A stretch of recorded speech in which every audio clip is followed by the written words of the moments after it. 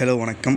எனது பெயர் சவுந்தர். ஃபார்முலா 1 அப்படின்ற கார் ரேசிங்கை பற்றி பேச போகிறேன் தமிழில் தான். ஸோ இந்த ரேசிங் சீரீஸை பற்றி தெரிஞ்சவங்க யாரும் தமிழில் வீடியோ சர்ச் பண்ணி பார்க்க போகிறது கிடையாது. அதே மாதிரி இந்த வீடியோ பார்த்துட்டு யாரும் ஃபார்முலா 1 போய் சர்ச் பண்ணி பார்க்க போகிறதும் கிடையாது. இது சும்மா அதாவது நம்மளாலேயும் ஒரு வீடியோ மேக் பண்ண முடியும், அதை உலகம் முழுக்க இருக்கிற யார் வேலை பார்க்குற மாதிரி ஒரு பிளாட்ஃபார்மில் அப்லோட் பண்ண முடியும் அப்படின்ற ஒரு பாசிபிலிட்டி இருக்குன்றதுனால நான் அதை ஒரு ஆர்வத்தின் அடிப்படையில் ட்ரை பண்ணி பார்க்குறேன். இந்த மாதிரி ஃபார்முலா 1 பற்றி தமிழில் யாருமே வீடியோ பேசலையா, யூடியூப்ல இல்லையா அப்படின்னா கண்டிப்பாக நிறைய இருக்குது. ரொம்ப ஃபேமஸாக அட்ரினோ மங்கீஸ், அதுக்கு முன்னாடி அவர் லேசி டால் ட்ராவலர் அப்படின்னு சொல்லிட்டு பண்ணிட்டு இருந்தார். அப்போயே பாக்ஸ் அப்படின்ற ஷோ அதெல்லாம் போய் கமெண்டெல்லாம் கூட பண்ணியிருக்கேன். பரத் மோகன் அப்படின்ற ஒருத்தரோட வீடியோ பார்த்தா நல்லா இருந்துச்சு. F1 தமிழ் ரேசிங்னு ஒரு சேனல் இருந்துச்சு. இப்போ ரீசெண்டாக வீடியோஸ் ஆகாததுனால சொல்கிறேன், சேனல் இருந்துச்சு அப்படின்ட்டு. அது உண்மையுமே சூப்பரான வீடியோஸ் எல்லாம் இருந்துச்சு. ஃபார்முலா 1 ஒரிஜினல் தம்ப்நெயில் மாதிரியே இருக்கும் அவங்களோட வீடியோஸோட தம்ப்நெயில்ஸ் எல்லாம். கமலேஷ் ஆர்வி, ஸ்ரீ இன்ஃபோ இவங்களோடதெல்லாம் கூட வீடியோ பார்த்துருந்தேன். இப்போ ரீசெண்டாக யூட்டிலிட்டி பாக்ஸ் அப்படின்னு சொல்லிட்டு ஒருத்தர் சூப்பராக வீடியோ போட்டிருந்தாரு. நிறைய பேர் சொல்லாமல் இருப்பேன்னு நினைக்கிறேன். ஏன்னா ஏற்கனவே சொன்ன மாதிரி ஃபார்முலா 1 பற்றி நானும் தமிழில் சர்ச் பண்ணதே கிடையாது யூடியூப்பில். ஸோ நான் ஃபார்முலா 1 எதில் ஃபாலோ பண்ணுறேன் அப்படின்னா F1 டிவி ஆப்பில் தான், அஃபிஷியல் ஆப் அந்த இதில் தான். ஏன்னா அதை தவிர எந்த ஆப்ஷனும் இப்போதைக்கு இல்லை. முன்னாடி ஸ்டார் ஸ்போர்ட்ஸ் சேனலில் டெலிகாஸ்ட் ஆகும், அப்புறம் ஹாட்ஸ்டார் மொபைல் ஆப்பில் மட்டும் வந்துச்சு. காசு கட்டாமல் வந்துச்சுன்னா ஃபுல் ரேஸும் முடிஞ்சதுக்கப்புறம் ரேஸ் ரீப்ளே பார்த்துக்கலாம். அப்படி பார்த்துட்டு இருந்தேன். அப்புறம் இப்போ எந்த ஆப்ஷன் இல்லாதனால F1 டிவி சப்ஸ்கிரைப் பண்ண வேண்டிய சுச்சுவேஷன் ஆகிடுச்சு. கடந்த 2-3 வருடமாக இதுதான் நடந்துகிட்ருக்கு. ஸோ F1 பற்றின நியூஸ் எல்லாம் எங்கே ஃபாலோ பண்ணுறேன் அப்படின்னா motorsports.com அவங்களோட ஆர்டிகல்ஸ் படிச்சுட்டு இருப்பேன். ரொம்ப வருஷமாக அதில் தான் படிச்சுட்டு இருக்கேன். அண்ட் அதுலேருந்து நிறையா பேர் வெளியே த ரேஸ் அப்படின்னு சொல்லிட்டு ஒன்று ஸ்டார்ட் பண்ணாங்க. அவங்களோட வெப்சைட்டில் நான் ஆர்டிகல்ஸ் படித்தது கிடையாது, பட் அவங்களோட YouTube videos really good contents, அதை நான் ரெகுலராக ஃபாலோ பண்ணிட்டு இருக்கேன். And special mention Chain Bear F1 channel, அவரோட அனிமேட்டட் வீடியோஸ் எக்ஸ்ட்ராடினரி, சூப்பராக இருக்கும். இந்த வருஷம் ஃபார்முலா 1 அப்படின்னா 75 வருஷம் ஆச்சு. ஸோ அதனால் எல்லா காரோட பெயிண்ட் ஸ்கீமையும் லிவரி லான்ச்சும் ஒரே இடத்துல ஒரே நாள் லண்டன் ஓட்டு அரேனால F1 லிபர்ட்டி மீடியா லான்ச் பண்ணாங்க. ப்ரீ சீசன் டெஸ்டிங் பைரனில் கம்ப்ளீட் ஆகிடுச்சு. ஃபஸ்ட் ரேஸ் ஆஸ்திரேலியா வந்துடும் நெக்ஸ்ட் வீக். ஸோ இந்த வருஷம் இருக்கிற டீம்ஸ், டிரைவர்ஸ் எல்லாமே ஏற்கனவே ஃபார்முலா 1 பார்த்தவங்க எல்லாத்துக்கும் தெரிஞ்சிருக்கும். ரொம்ப ஆன்டிசிபேட் பண்ண லூயிஸ் ஹாமில்டன் ரெட் ஃபெராரியில் எப்படி ரேஸ் ரூட்டில் இருப்பார் அப்படின்றதையும் பார்த்தாச்சு. ஸோ இப்போதைக்கு எல்லா டீம்ஸும் ஒவ்வொரு நிலைமையில் இருக்கிறாங்க. ஒவ்வொரு டீமாக பார்க்கலாம். ஃபஸ்ட்டு ஃபெராரியை பார்த்தலாம், நல்லா தான் இருக்குது car. So last year testing முடிகிறப்ப பார்த்தோம் அப்படின்னா ஃபெராரி கிளியர்லி ஒரு நம்பர் 2 காராக இருந்துச்சு. மெக்லாரன் நாங்கள் ஒரு அப்டேட் கொண்டு வந்ததுக்கப்புறம் நாங்கள் மேலே வந்துடும் அப்படின்னு சொன்னாங்க லாஸ்ட் இயர். ஸோ அது ரியலாகவே நடந்துச்சு. ஆனால் ரெட்புல் அப்படி கீழே வரும் அப்படின்னு சொல்லிட்டு யாரும் எதிர்பார்க்கல 3 வருஷம். இந்த வருஷம் டெஸ்டிங் முடிகிறப்ப பார்த்தோம் அப்படின்னா ஃபெராரி ஒரு பால் பார்க்கில் இருக்காங்க, மெக்லாரன் அதுக்கு மேலே இருக்காங்க.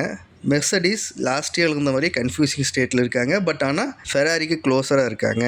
அண்ட் ரெட்புல் எப்படி இருக்காங்க அப்படின்றது அவங்களுக்கே தெரியல. ஸோ ஏன் அப்படின்னா ரெட்புல் அவங்க ரேஸ் சிமுலேஷன் பண்ணுறதையும் தாண்டி காரை அண்டர்ஸ்டாண்ட் பண்ணுறதுக்கு கடைசி வரைக்கும் ட்ரை பண்ணிட்டு இருந்திருக்காங்க டெஸ்டிங்கில். ஸோ இது 2 விதமாக புரிஞ்சுக்கலாம். ஒன்று, அவங்க ரொம்ப கான்ஃபிடென்ட் ஆகாங்க அவங்களோட கார் ரேஸில் பர்ஃபார்ம் பண்ணணும் அப்படின்ட்டு ரேஸ் சிமுலேஷனில். இல்லை அவங்க இன்னும் ஒரு ஃபண்டமெண்டல் எலமெண்ட்டை அண்டர்ஸ்டாண்ட் பண்ணுறதுக்கு ட்ரை பண்ணிட்டுருக்காங்க அப்படின்னு எடுத்துக்கலாம். ஸோ அதுக்கு அடுத்து பார்த்தோம் அப்படின்னா அந்த middle group Aston Martin, Williams, Albin, இந்த 3 காரும் இந்த மிடில் குரூப்பில் ப்ளே ஆகிற மாதிரி எனக்கு ஃபீல் ஆகுது.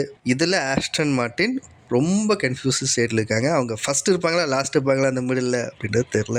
ஆல்பின் அவங்க கார் ப்ராமிசிங்காக இருந்தாலும் அவங்களோட இன்டர்னல் பாலிட்டிக்ஸ் ரொம்ப அன்ப்ராமிசிங்காக இருக்குது. வழக்கமாக நம்ம ஹிஸ்ட்ரி சொல்லி கொடுத்தது மாதிரி எப்போ ஒரு டிரைவர் டீம் மேலே ட்ரஸ்ட் வைக்கிறாரோ அதே மாதிரி எப்போ ஒரு டீம் அந்த டிரைவர் மேலே ட்ரஸ்ட் வைக்குதோ அப்போ தான் ரிசல்ட் பாசிபிள் அப்படின்ட்டு. ஸோ இங்கே இந்த ட்ரஸ்ட் ஃபேக்டர் ரொம்பவே கன்ஃபியூசிங்காக இருக்குது ஆல்பினில்.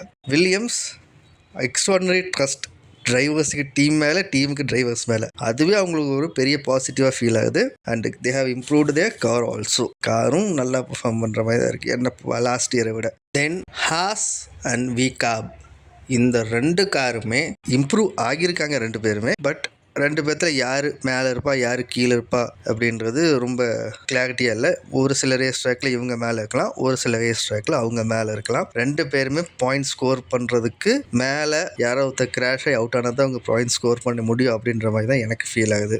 And the last Sauber team kick stake என்னவா சொல்லலாம், பட் அந்த சாபர் டீம் மிகப்பெரிய ஒரு டெஸ்ட்டை வெயிட் பண்ணியிருக்கு. ஏன்னா இது வரைக்கும் ஆடி கலந்துக்கிட்ட எல்லா மோட்டார் ஸ்போர்ட் ஆக்டிவிட்டிலையும் ஜெயிச்சிருக்காங்க.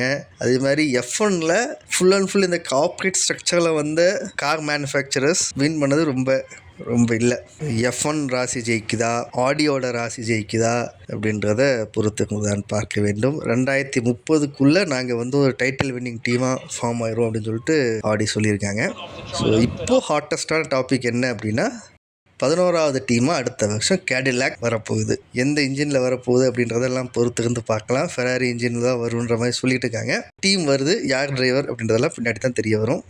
ஸோ இவ்வளோ தூரம் பார்த்த உங்களுக்கு என் சைட்லேருந்து சொல்லணும் அப்படின்னா, நான் மோட்டார் ஸ்போர்ட்ஸ் பார்க்க ஆரம்பித்த காலத்தில் இல்லாத நடுவில் கற்றுக்கிட்ட கிளாரிட்டி என்ன அப்படின்னா, ஒருத்தரை பிடிக்காமல் போகலாம், ஆனால் வெறுக்க முடியாது, வெறுக்கக்கூடாது. அப்படி மோட்டார் ஸ்போர்ட்ஸில் ஒருத்தரை வெறுத்தோம் அப்படின்னா அவங்க ஜெயிக்கவே கூடாது. ஸோ அவங்க எப்படியாவது அடிபட்டு வெளியே போயணுன்ற மாதிரி. இன்ஃபேக்ட் அது அவங்க செத்தணும்னு நினைக்கிறதுக்கு ஈக்குவலாக இருக்கும். ஏன்னா மோட்டார் ஸ்போர்ட்ஸில் ஒருத்தர் முன்னாடி போயிட்டு இருக்கிற ஒருத்தர் தோக்கணும் அப்படின்னா எப்படி தோக்க முடியும்? ஏதாவது ஒரு ஃபெயிலியர் ஆனால் தான் தோக்க முடியும். அப்படியாவது ஒரு ஃபெயிலியர் ஆச்சுன்னா அவர் கிராஷ் ஆகலாம், அடிபடலாம், இறக்கக்கூட செய்யலாம் அந்த இடத்துல. ஸோ நாம் ஒரு கொலகாரன் மைண்ட் செட்டோட அவன் தோக்கணும்னு நினைக்கிறோம் அப்படின்ற மாதிரி. ஸோ அதனால் மோட்டார் ஸ்போர்ட்ஸில் எந்த ஸ்போர்ட்ஸும் என்னென்னா, அந்த கிவன் கண்டிஷன்ஸில் யார் நல்ல ஸ்கில் அண்ட் டேலண்ட்டை டிஸ்பிளே பண்ணி நம்மளை என்டர்டெயின் பண்ணுறாங்க அப்படின்றது தான் ஸ்போர்ட்ஸ் ஆக்டிவிட்டியே. ஸோ மோட்டார் ஸ்போர்ட்ஸ் அப்படி மட்டும் பார்க்கலாம். யாரையும் வெறுக்க வேண்டாம், யாரும் தோக்கணும்னு நினைக்க வேண்டாம் மோஸ்ட்லி.